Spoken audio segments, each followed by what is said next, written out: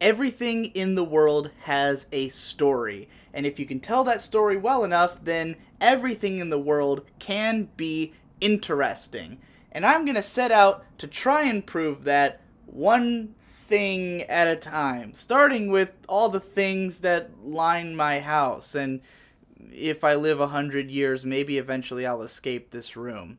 So let's start with Autumn Nights, an album by my good friend Jeff Burgess, because it was on the shelf and it stuck out and I wanted to pick it up. Autumn Nights is a 10-track concept album, somewhat of a rock opera, produced over the course of much of 2013 and released on January 1st, 2014. It was far from the first musical project released by Jeff Burgess, but it was also by far the most ambitious. Featuring a whole slew of guest performers and vocalists that Jeff is friends with, as well as just really ambitious songwriting with tracks that come from almost completely different genres, all compounded into one album in order to match the emotions of this story as it unfolds. Autumn Nights fascinates me on a broad level because, in a way, it's like a masterpiece, but in another way, it's a little hard to listen to, simply because it's very much a bedroom production. The biggest weakness of this album is that all of the drums are sequenced and they don't sound amazing. And a lot of the songs that should have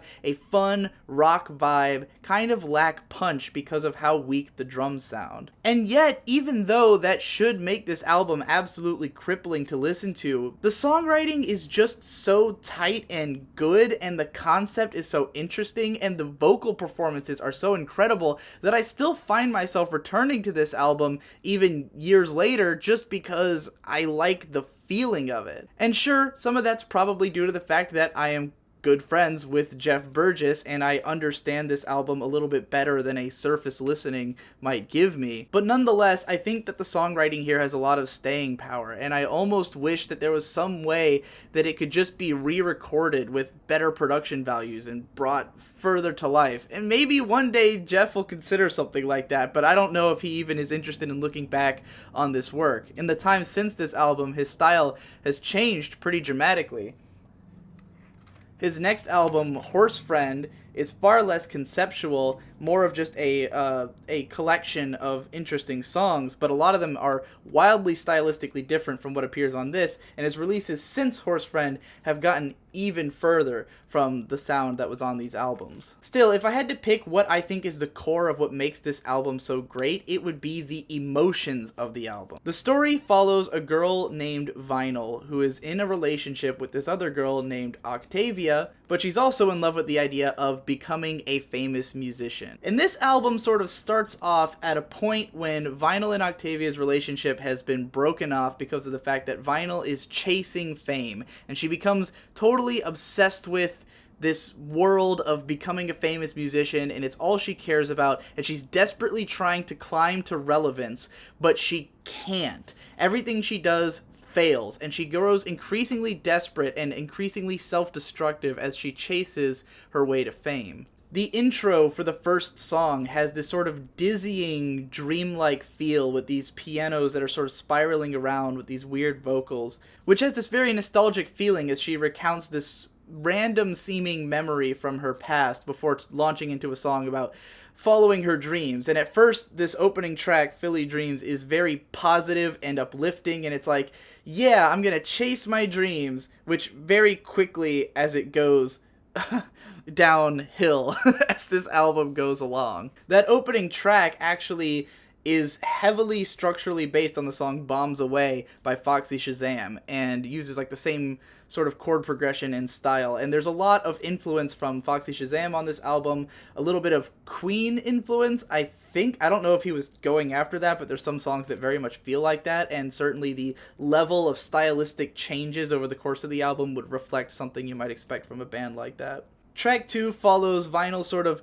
getting fame and getting some acclaim, but then also not quite, and then like feeling like she wants more. Things get very sad and somber on I Can't Live Like This Anymore, and then we move into Spider Bite, which is sort of an interesting offshoot tale where Vinyl is looking at this other character who becomes successful and then just kind of throws it all away. Like, she becomes successful by random chance and then decides she doesn't want the limelight and rejects it. And Vinyl becomes incredibly jealous, not only of the fact that she was so naturally talented, but that she was able to throw those things away, whereas Vinyl herself is so desperate to even have something that she could never bring herself to do that. Spider Bite is particularly interesting to me because I'm on it. I did a rap verse on this song.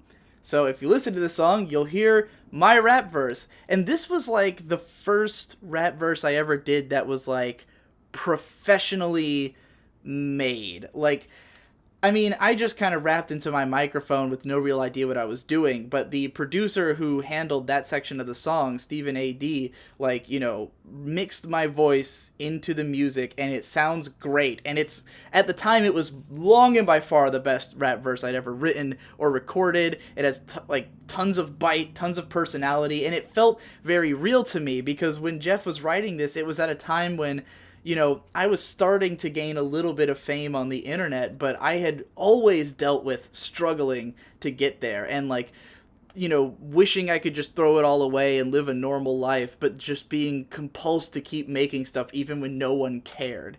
And so, like, for me, it was a very powerful message in the song already, and getting to write in that voice was a lot of fun. After that, the album spirals into this freakish dreamscape song, Vinyl's Dream, which is just like a kind of esoteric, floaty nightmare before busting into the harsh, gritty, and intense song, I'd Be Your Slave, which is a 3-part suite where Vinyl finally just decides that she's going to fuck, suck, and swallow her way to victory, essentially.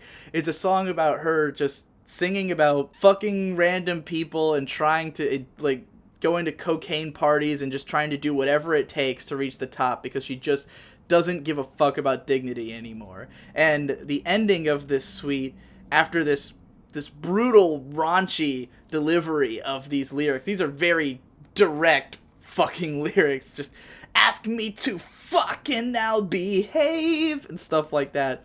Then we finally hear Octavia, like, we hear her voice for the first time, sort of just being disappointed in what Vinyl's become, sung unbelievably beautifully by a vocalist called Feather, and that part just hits like a sledgehammer when you get to that part of the album, considering the story. After that is probably my favorite track on the album, Talk About It, which is this, like, folksy, sort of grinding acoustic song about not wanting to discuss your problems and just wanting to hole up inside yourself and just say fuck you to the world. And this song is interesting because it kind of reveals the meta of this album, that all of this is stuff that Jeff was really sort of dealing with. Like, all these emotions are really his emotions that he's projecting onto this story, and it kind of pulls back the curtain in Talk About It, where he says, I don't want to talk about it, I'll just sing about it in metaphor, you know. And it's like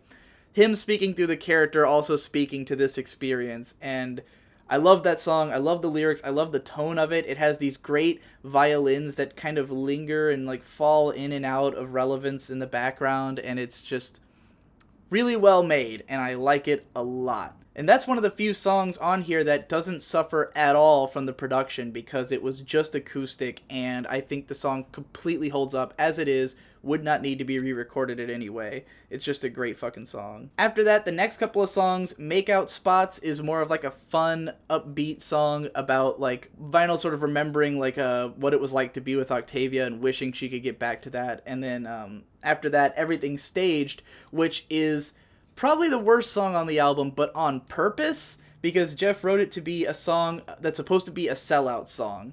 And he got a very popular vocalist to sing on it, who didn't do, like, an amazing job, not to knock her or anything, but, like, it's sort of a, like, the reason he made the song the way that it is so that it would feel like a sellout. And, I mean, it does, so it effectively works narratively, but there's actually an alternate version of the song on, like, the bonus version of the CD where he sings it himself, which is somewhat better. And the last song, If I Were You, is like a overture to the whole album, like where it kind of just, or is it still called an overture if it's at the end? I'm not sure, but it incorporates elements from all the songs and sort of hits the emotional climax of Vinyl killing herself. So a very depressing album this is, but it's pretty short, and it's amazing that it hits so many emotional points in the course of such a short run. Now, I can't go too deep into the details of this album about every single thing that it means, because I've heard Jeff talk about a lot of like the personal emotions that it had to him and the symbolism of some of the lyrics that just went totally over my head. But for me, I just love this as the portrait of a young artist who doesn't quite make it. And like, this is kind of the bad end for people like me who become so obsessed with trying to hone their talents and trying to become famous and just desperately chasing towards that, you know, that golden life, and then not getting it and just becoming more and more desperate and depressed as you go. And I mean, there were times in my life where I was suicidal, where I was, you know, going through these exact problems and like, you know, feeling like there was no way I was ever going to make it, and like I was wasting my time and just regretting the things I could have been doing. And, you know, I think it's lucky I didn't have anything as desperate as what Vinyl went through, or even possibly as desperate as what Jeff has gone through, you know, and he still hasn't achieved fame for his music in like a major way. He has made money off of it enough to, I doubt it's enough to sustain himself. He works a normal job, but I'm sure that some of these struggles still resonate with him as well. But I hope he doesn't kill himself, because that would suck. Autumn Nights is a cool album. I don't think I can recommend this album to everybody. The production definitely leaves something to be desired. The way that the drums sound leaves something to be desired. But some of these songs are so catchy and are so memorable that I think they really shine through that. I still listen to... I really have, like, Philly Dreams, Spider Bite, I'll Be Your Slave, the whole suite, Talk About It. Those are, like, the 4 songs from this album that I really love and that have been on my iPod ever since, and that don't suffer as much from the production issues as some of the later tracks on here. So I think that even if the whole album might not be worth, like, recommending, there are some songs that are definitely worth it. I think Talk About It is really fantastic. And, of course, I love Spider Bite because I'm in it, and I always get a kick out of getting to listen to that song and, you know, hear my own verse in it and be like, oh my god, that's me in, like, a real song, you know? Which is not as uncommon now because I've been doing a lot more raps, but, like, for a long time it was really special. So, yeah. Check that out if you're interested, or check out more of Jeff's music. Check out Horse Friend. This one has a lot of the same issues, but has some great songs on it, such as Bugs, which is one of my favorite songs that he ever wrote, and You Beautiful Creatures, which has very powerful, intense lyrics as well. Jeff is all around a great lyricist and a great vocalist. I was always sad because he was the musician I was, like, closest friends with for a long time, and I always wanted to sing on someone's songs, but he's so much better at singing than me that there was no way I could get him to, like, let me sing on his track, because our voices are too similar, and his is way better, but I at least got to rap on one of his songs one time. And check out some of his current music, which is a lot more experimental, often softer, and more just bizarre. I was recently in a music video that he did for a song he wrote called Digital Boy, which was originally going to be about me and then ended up being about himself. But I made a video of myself doing a Let's Play for his thing. So anyway, that's the first thing on my journey to explaining why everything is interesting. This is a show that I hope to put out like every Friday for as long as I keep having the desire to do it. So tune in next time, and I'll see you then. This one's for the digital boy.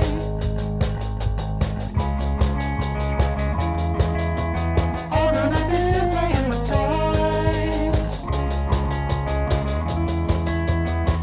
Keeps them lined up on his shelf, not dusted, no regard for health.